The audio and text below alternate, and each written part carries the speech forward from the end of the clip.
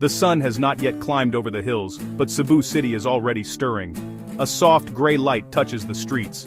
The night's heat has faded into a gentle warmth. In these early hours, the city has a quiet energy. You hear the soft sweep of a broom on a pavement. A lone dog trots down an empty lane. Shopkeepers are rolling up their steel shutters. This is the city before the rush.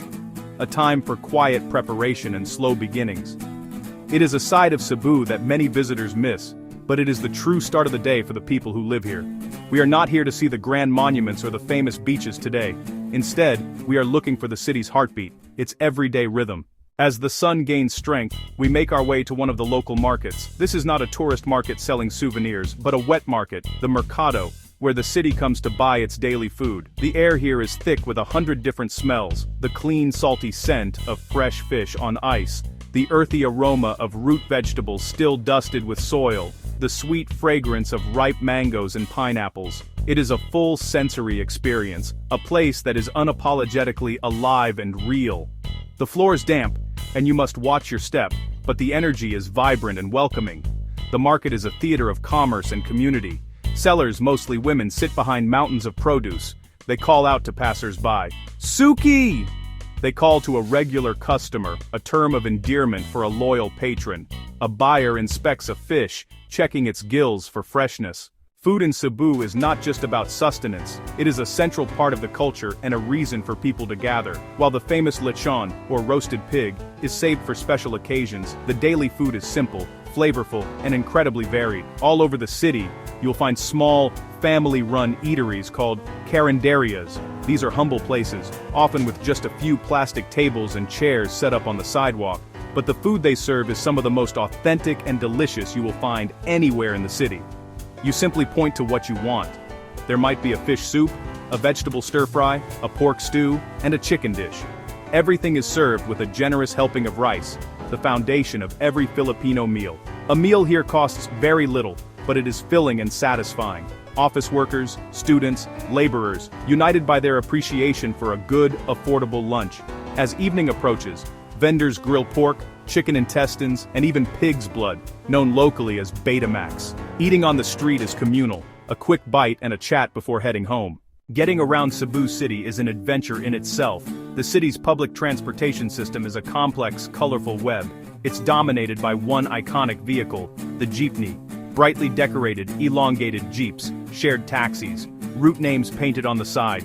To ride, flag it down, hop in the back, pass your fare up to the driver, efficient and affordable. Inside, a microcosm of the city, a student, a construction worker, a grandmother from the market, an office worker. Unspoken etiquette, passing fares and change along the line.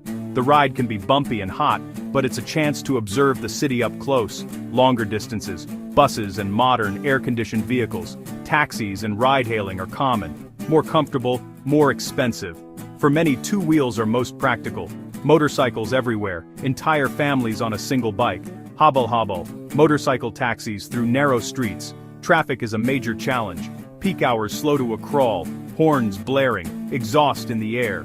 People adapt, leave early, find alternate routes, catch up on messages, listen to music, or watch the world go by.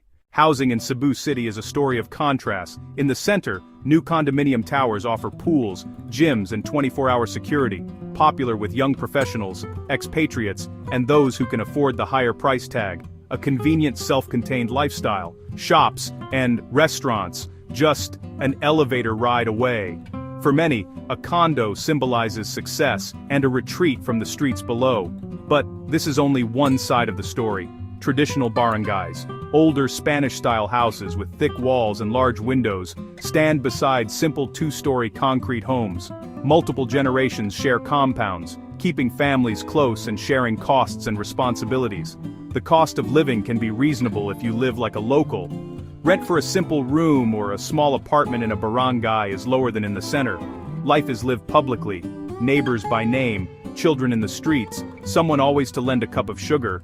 Homes are often found by word of mouth, a gate sign, a friend's tip, a shopkeeper's lead. Landlord-tenant ties are personal. Even amid informal settlements, the shared dream is a safe, secure home. That's the way it is. In the midst of the city's constant motion, faith provides a quiet anchor for many Cebuanos. The Philippines is predominantly Catholic, and this is deeply felt in Cebu, considered the cradle of Christianity. Faith here is not just for Sundays, it is woven into daily life. Small altars in shops and homes, adorned with fresh flowers and a statue of the Santo Nino. Churches are active centers of community. The Basilica Minore del Santo Nino is a place of pilgrimage and daily devotion. At any time, you'll find candles lit, private prayers said, and masses attended. Bells mark the soundscape. During Sinulog, parades and processions blend solemnity and joy. Daily rituals. A driver makes the sign of the cross, a vendor whispers a prayer before work. These devotions bring order and meaning to a chaotic world, a quiet, internal faith coexisting with the city's energy. This spirituality shapes character, fostering resilience, generosity, and strong family ties. Even as the city modernizes, values endure, offering continuity with the past and a compass for today. To live in Cebu City is to live with its imperfections. No honest look is complete without the daily challenges. Rapid growth strains infrastructure, roads clog, turning short trips into long ordeals, time taken from family or rest. Constant vehicle noise and exhaust weigh on the senses. Tropical heat and humidity, with seasonal downpours and typhoons. Some areas flood, drainage can be overwhelmed, turning streets into rivers and stalling movement. Residents adapt, but flooding remains a constant concern. Opportunities abound, and yet poverty persists, makeshift homes in the shadow of luxury towers. Access to water and reliable electricity is uneven. Trash overwhelms collection systems. These are complex problems with no easy fixes. But to focus only on problems misses the larger picture. Cebuanos are resilient, adaptable, optimistic, facing hardship with patience and humor. Communities organize, vendors innovate, children learn, and neighbors build a better future together. To live here is to accept the grit along with the grace. Despite the size and challenges of the city, what often surprises newcomers is the strong sense of community. This spirit, known locally as Bayanihan, is a cornerstone of Filipino culture. It is the idea of working together for the common good without expecting anything in return. You might see it when a neighbor builds a house or after a storm, people clear debris together. This spirit is most tangible in the barangays. Life here is not anonymous. Your neighbors are the people you see at the sari-sari store. More than a place to buy soda or snacks, it is a social hub to catch up on news and gossip. This network of small connections creates a safety net. If you are in trouble, someone will help. A jeepney passenger will hold your bag. A shopkeeper will give a small discount to a regular. These small acts add up, creating warmth and friendliness that make the city less intimidating. Even in a city of over 1 million people, human connection is valued. This spirit is perhaps the city's greatest asset. It helps people endure traffic, floods, and other challenges, making the city more than buildings and streets. It makes it a home. So, after walking its streets, tasting its food, and meeting its people, we return to our question. Could you live in Cebu City? It depends on who you are. This is not a city for everyone. If you crave silence, solitude, and perfect order, Cebu may overwhelm. Constant noise, crowded spaces, and daily improvisations can exhaust the unprepared. The city does not slow down. You learn to move with its rhythm. Those who thrive find energy in the hustle, beauty in the chaos, charm in a rusty jeepney, warmth in a crowded market. If you can laugh in traffic and smile through sudden rain, you're already halfway there. Here, human connection outweighs personal space, community over sterile efficiency. Cebu is layered, a modern business hub with a thriving tech scene and new shopping malls, yet steeped in history with ancient churches and living traditions. You can dine world-class one night and savor simple street food the next, a blend of sophisticated and simple.